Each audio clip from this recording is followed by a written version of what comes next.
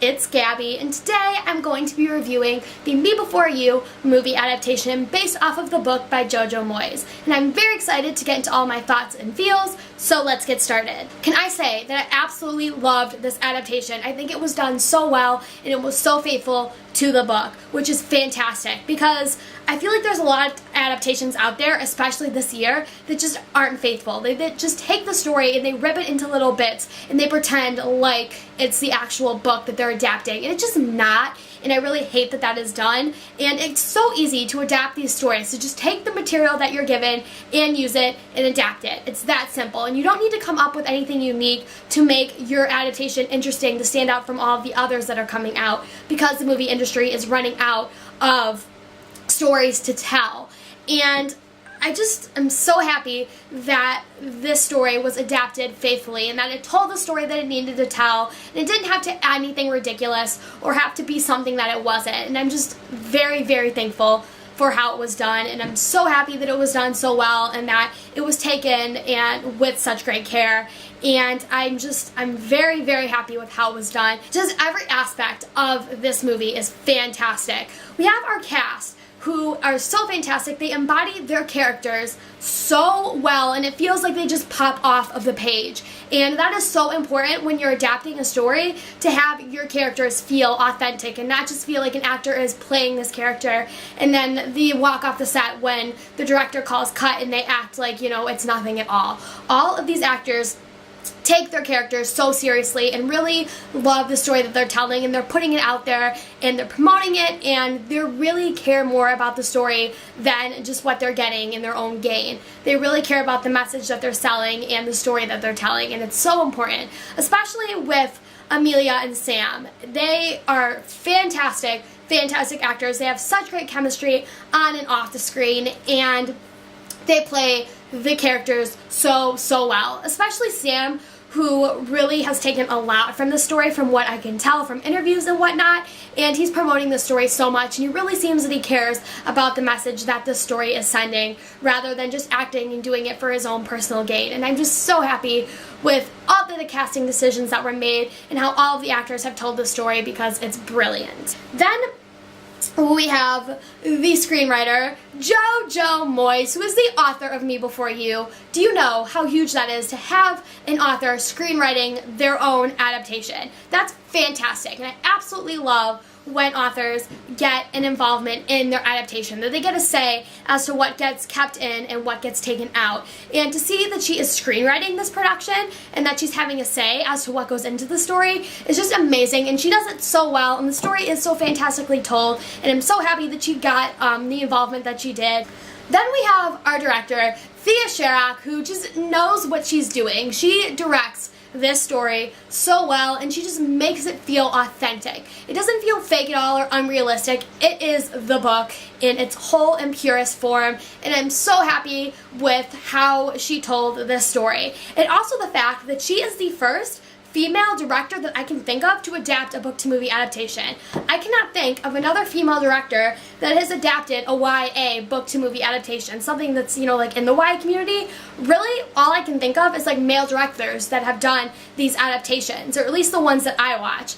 And for her to be a female director that does the adaptation so well and redefines what it means to be faithful is huge. Now I want to talk about the hair and makeup team for this movie, because Louisa's style of dress, especially with costumes too and everything, it's so important to her character and her story. And to see that the costuming was done so well and that it really embodied Louisa and who she is as a character is fantastic. And I'm so happy with how it was done and how all the outfits were put together, especially the red dress and the bumblebee tights, and just this whole outfit is so fantastically put together, and I'm so happy with it, and I just love the costuming and the hair and the makeup and just everything, and it is done so well. Now, finally getting into the soundtrack, because typically for movies, I'm not a big fan of the soundtrack. It's not really my thing, but this movie's soundtrack is beautiful. Every single song is so fantastic and so heartwarming, and it fits the movie so well, and you just feel it echoing all around you, and it just tells the story so well. And I love the soundtrack that was chosen, and it was so fantastically put together, so everyone that was in charge of that thank you. I want to say a final thank you to just anybody involved in this film, because you all did a fantastic job at telling the story and redefining what it means to be thankful. And I'm so glad that this adaptation was the one to do it, because I've gotten so close to the story over the past year. So to see that this adaptation was so faithful and it accomplished what it needed to accomplish is just amazing. And really, my only problem with it was that we didn't get more, because obviously there are time constraints when you're adapting a story and there isn't stuff that can be included. So there is a lot of stuff that's taken out, or it's more shaved down or montaged together, or whatever it is. There is a lot of stuff that is in the book that's not included in the movie. But the movie still tells the story that it needs to tell. And it doesn't feel like these missing parts mess with Will and Louisa's story and their message and kind of what goes into this book. That's kept in its whole and purest form, which is fantastic. And the stuff that was taken out, I feel like, is best because it would just be kind of messy added into the film, and it would just feel like there's too much going on and you're not focusing on Will and Louisa's story and what goes on with them. Because you can keep a lot of that stuff in the book, but it doesn't necessarily work so much in a film when you have one direct plot line that you need to follow through. So I'm very happy with how it was adapted and just so glad that it turned out so well. So I'm going to be getting into some spoilers now, so if you have not seen the film yet, go and watch it, because I guarantee you, you are going to love it. So goodbye, non-spoiler people, enjoy the film. Okay, so now getting into some spoilers for this film. Instead of talking about the film itself and just running through the story, I want to talk about some of the things that weren't included that I would have liked to have seen. First, Louisa. Her character is so important to the story because obviously she's the main character, but it's also about her sort of growing and finding her way out of this city and finding a way to be more adventurous and see more of the world and live boldly. And some of the things that define Louisa that you don't really get to see in the film are the scene in the maze. This is so important to Louisa's character because it's one of the big reasons why she doesn't want to leave. It's because she's so afraid of this maze and this whole experience that she's had in there that it's something that holds her back. And so when she goes into the maze for the first time since this event, she like freaks out, and Will comes and calms her down and tells her it's not her fault. And then in that moment, all of this stress and all of this pressure and all of this just like overwhelmingness that Louisa has had on her chest is just lifted. And that happens for you at the same time as a reader and as an audience member. And I would have loved to have seen that scene come to life because I feel like it would have been really beautiful and it really would have added to Louisa's character.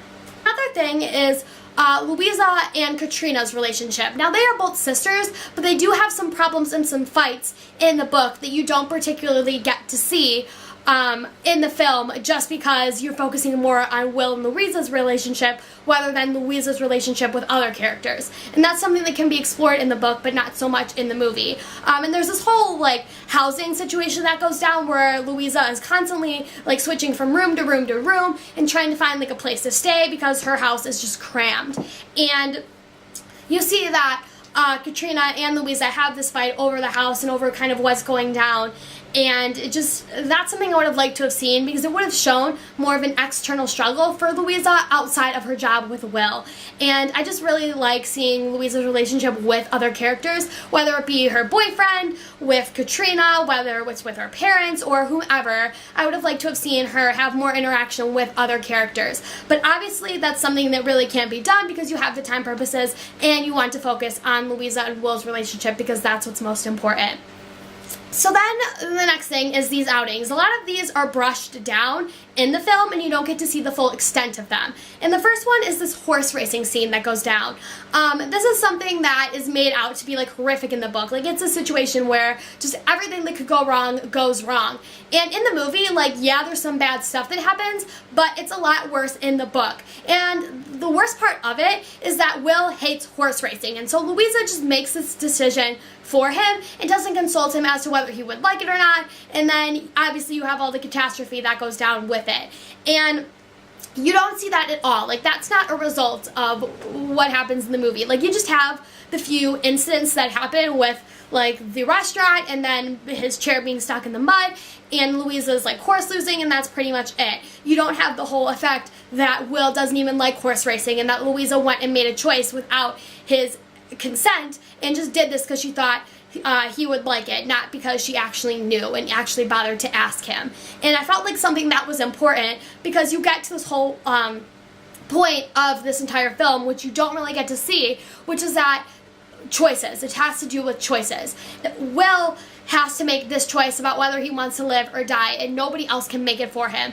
And there's this really great line that Nathan says once Will gets pneumonia and Louisa's coming home and canceling all of this stuff for their trip that she had originally planned. And then Nathan, you know, kind of walks in, they have this whole conversation, and Nathan basically tells Louisa, like, both of us, you and me, by just wanting to make him live and make him living, we're taking all of his choices away.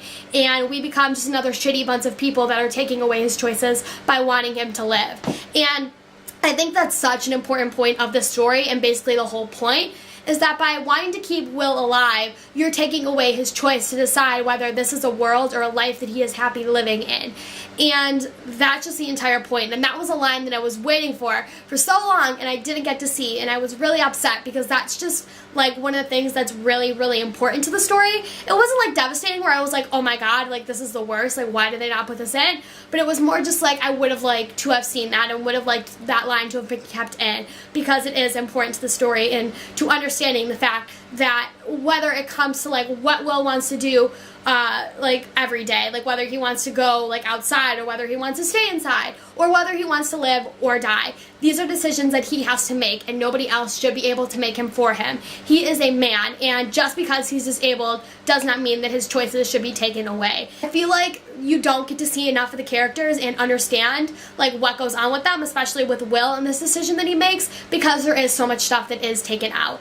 And I feel like just that one line from Nathan would have been so helpful because you would have finally understood that this is a choice that Will has to make and nobody else can make it for him. And there's moments where it's hinted in there, but I feel like it's not strongly put in there enough, and I would have liked to have seen more of that. Overall, I absolutely love this film, and if I had to give ratings, I would say 4.9 out of 5 as an adaptation, just that 0.1 because I wanted to see more. Then as a film, I would rate it an A, and as an adaptation, an A-, just because, once again, more, and understanding more of the story and getting to see more of the characters and just more.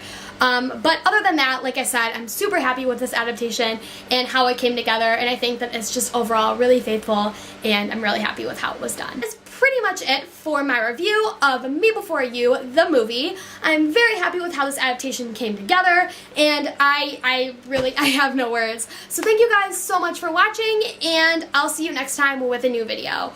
Goodbye!